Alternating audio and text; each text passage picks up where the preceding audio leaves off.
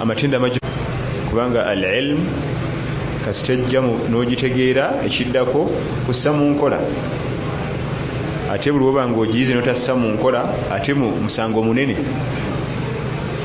hadithi y'olero ya 20 mu 40 Nawawi eri mu mulyango ogwogera ku nsonyi, nsonga nnene nnyo. Al-haya'u, ensonyi kwe kwoterera eddiini y'omwana Adamu, zimu ku pogwamu ennene. Era omwana Adamu atalina nsonyi ate anaakuma atya eddiini nga tasonyiwala. Mu mulyango guno ow'ekitiibwa Imaamu Nawawi Yahya bun Sharaf an-Nawawi rahmatullahi alayhi rahmatan wasi'a alitamu hadithi ya Abi Mas'ud al-Badiri.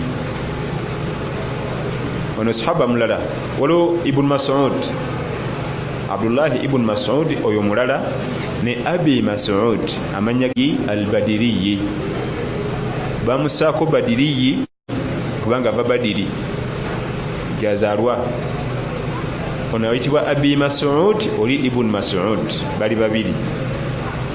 Hadithi yaffe ey'olwaleero agitutuusaako ye Abi Mas'ud al-Badiri, amanyage ye Amru bun Uquba, ye Uquba bun Amru al-Ansari al-Badiri, enva enzala ye Badiri, ye wali utawulwe Badiri wazalwa.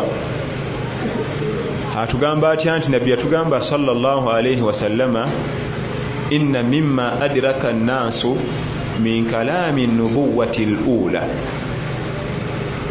mu bimu ku bintu ebyasikirwa okuva ku bannabbi edda n'edda nga n'abantu babisangawo ng'oteekeddwa kubyekwatako z'ensonyi.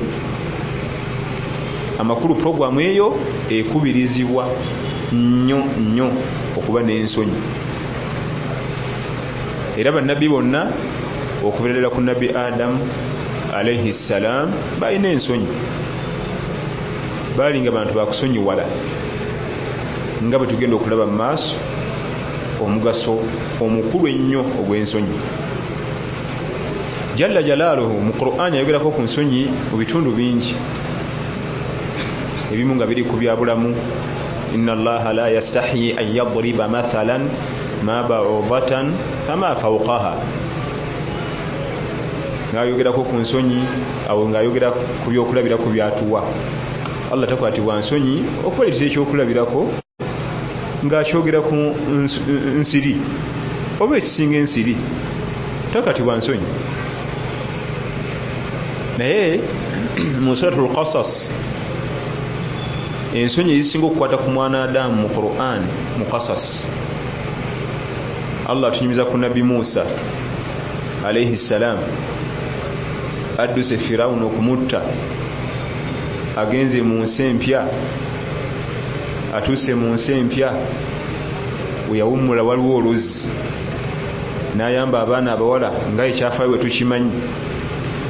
Kati wane waddako n'atugamba nti fajaa'atuhu ihdahuma tamshi ala istihya qalat inna abi yad'uka liyajziyaka ajra ma saqaita lana.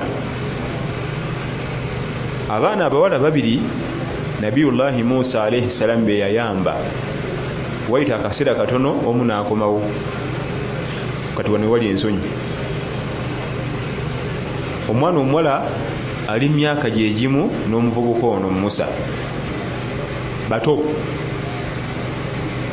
Mwana omuwala wabeerera omuzibu ennyo nga nalulungi, nga buli ekimuliko kyonna omwami akyegomba. Muvubuka Musa alayhi salam, muvubuka muto ali mu myaka egibiramu, muvubuka abalabika bulungi nnyo. Allah atugamba nti Musa aba akyatudde, omuwala omu n'akomawo naye ng'atambula ajjudde ensonyi. Tamshi ala istihya, atambula naye ng'obulamu bwe bujjudde ensonyi. Abakugu mu kuvunula Qur'an walla Sha'rawi rahmatullahi alayhi rahmatan wasi'a,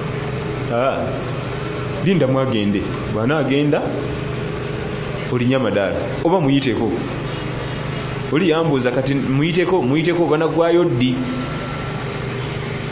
mulinda agende bana gwayo ddi tetenkanya ebirala ngo tetenkanya